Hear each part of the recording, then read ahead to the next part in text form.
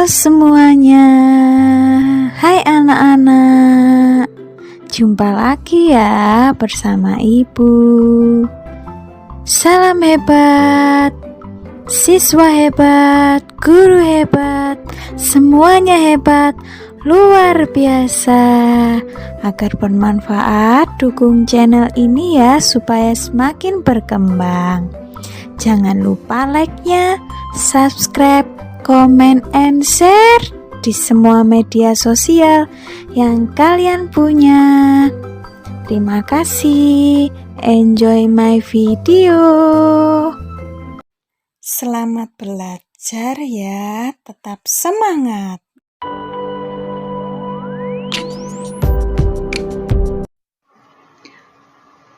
Oke anak-anak, sebelum memulai pembelajaran pada hari ini, mari kita awali dengan berdoa. Silakan lipat tangannya dan tutup mata kalian. Mari kita berdoa. Tuhan Yesus, terima kasih atas berkat-Mu.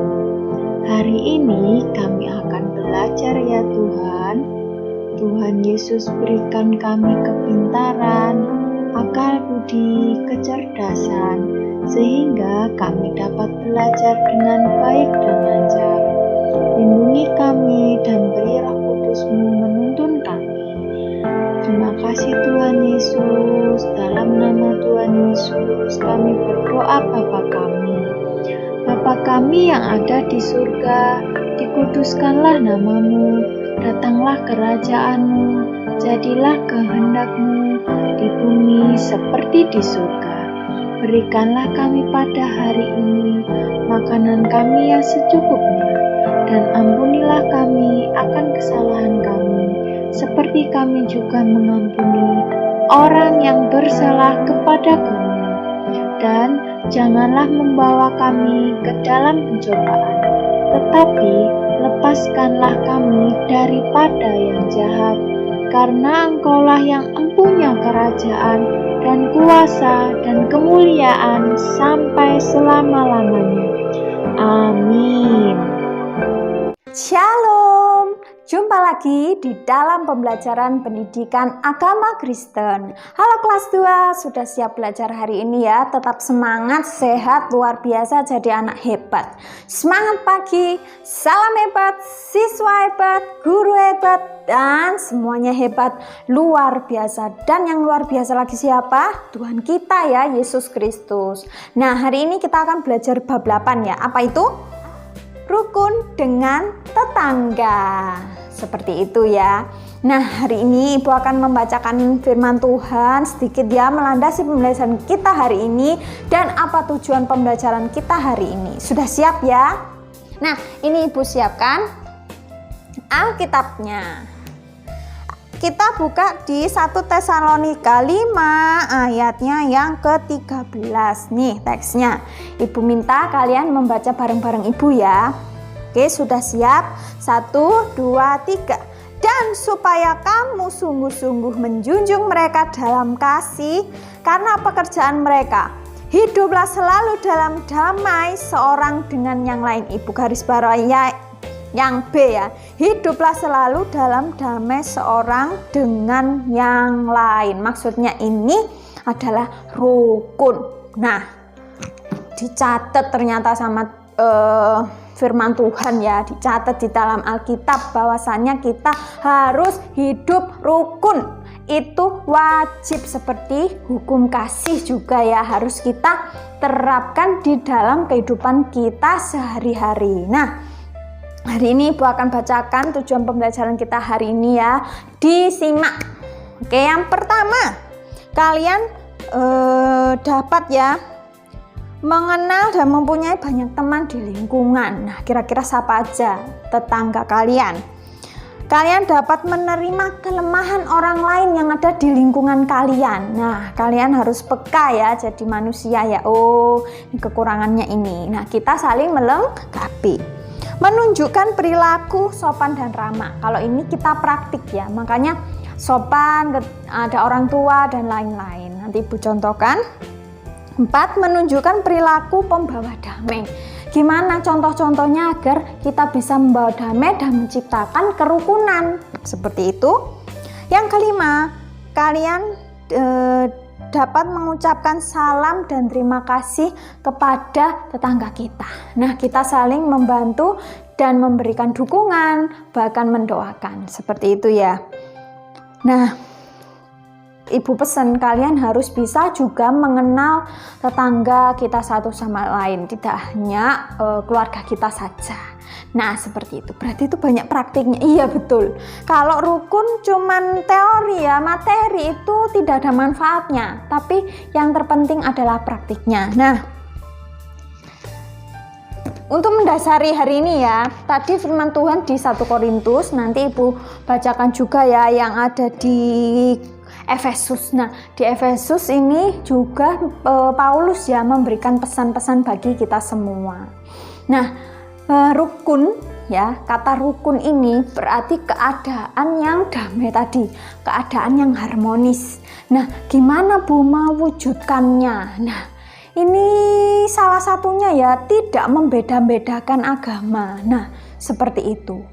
Ternyata gampang-gampang susah ya menerapkan hukum kasih. Nah, seperti ini antara manusia dengan manusia ya, hukum kasih yang kedua. Kalau kita bisa mengasihi, otomatis kerukunan akan tercipta. Nah, selain tidak membeda-bedakan Bu, kalian bisa memberikan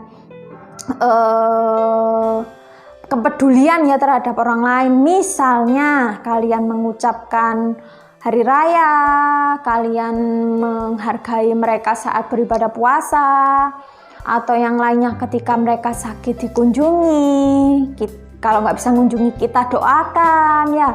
Ada yang membutuhkan bantuan kita berikan sembako dan lain-lain ya. Ada yang kerja bakti, kita bantu kerja bakti. Mungkin anak-anak masih belum bisa kerja bakti Bu, bisa ya bersih-bersih depan rumah sendiri. Nah, itu salah satu contoh. Nah, saling mengunjungi ketika mereka merayakan perayaan hari besarnya, mengucapkan selamat Idul Fitri, mengucapkan salam sesuai agamanya, misalnya Shalom ya untuk yang Kristen dan Katolik. Begitu juga Namo Buddhaya untuk Buddha ya. Seperti ini contohnya Bu, kalian harus bisa ngapalin tuh. Yang Muslim Assalamualaikum, terus Hindu Om Swastiastu. Nah, kalau yang Konghucu Wididongtian seperti loh, Bu Eva kok hafal? Nah, ya karena mau menghafal ya, karena salam ini ada maknanya. Setiap agama memiliki salam masing-masing. Jadi lihat dulu, masa agama Islam kamu ucapin Shalom, ya mana paham ya, tapi artinya juga intinya sama ya, salam, mengucap salam. Nah, seperti itu ya. Kalian harus paham ini. Oh, begitu ya Bu menciptakan kerukunan. Iya, gak boleh ya membeda-bedakan agama. Semua di mata Tuhan itu sama ya. Tergantung kita percaya apa enggak, kan urusannya Tuhan dan manusia. Seperti itu ya. Apalagi ya Bu, kira-kira menghormati, mengasihi, menghibur, tadi udah Ibu sebutkan banyak. Nah, kerukunan ini juga ternyata bisa saja runtuh. Apa Bu halangannya? Kesombongan dan lain-lain ya, keserakahan, bercerai, kita runtuh, bersatu kita teguh. Atau kita balik gini, bersatu kita teguh, bercerai kita runtuh. Nah, ibaratnya sapu lidi nih, ada ikatnya kan. Nah, kalau diikat kan rapet tuh. Kalau digunting sedikit, lidinya langsung tidak bersatu lagi, keluar semua dari tempatnya. Nah, seperti itu juga kita. Kalau kita tidak bersatu, maka akan runtuh tadi. Kalau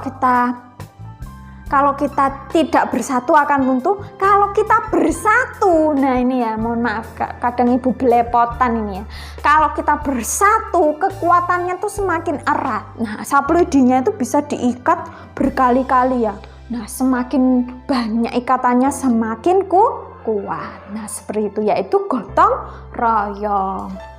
Wih, ternyata PR-nya Tuhan Yesus ya berat ya Bu. Iyalah, selama di Indonesia ya yang berisi berbagai agama, kita harus menerapkan ini tadi, hukum kasihnya Tuhan. Pasti semuanya damai. Gak ada yang bertengkar, gak ada yang saling ngebom, gak ada yang saling bermusuhan. Wow, luar biasa. Nah, untuk di akhir ini Bu pesen ya, kalian praktik ya. Kalian harus memahami tetangga kalian kanan dan kiri.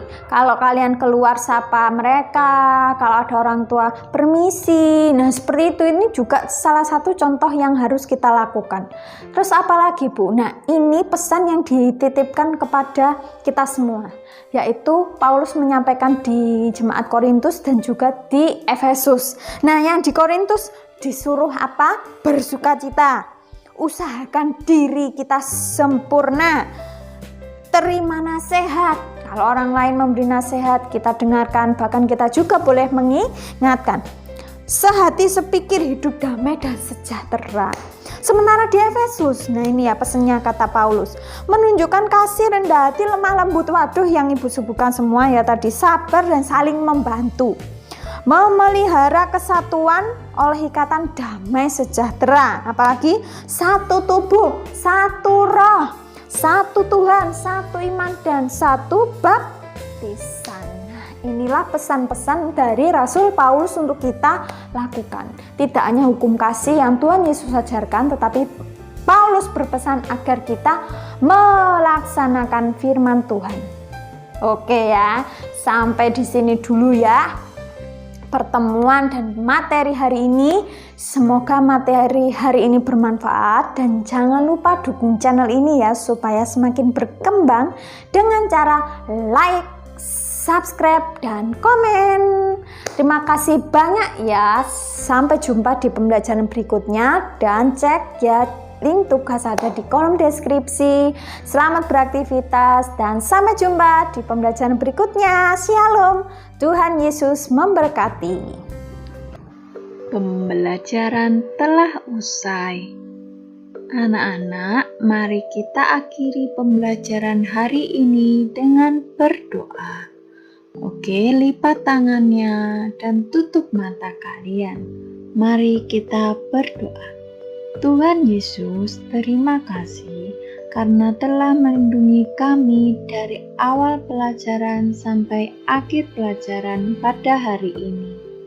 Kami akan beraktivitas kembali. Lindungi kami ya Tuhan, agar kami bisa melakukan hidup kami dengan penuh bermanfaat. Berkati juga orang tua kami yang sedang bekerja, dan berkatilah seluruh anggota keluarga kami. Terima kasih Tuhan Yesus atas penyertaan-Mu. Hanya di dalam nama Tuhan Yesus Kristus. Haleluya. Amin.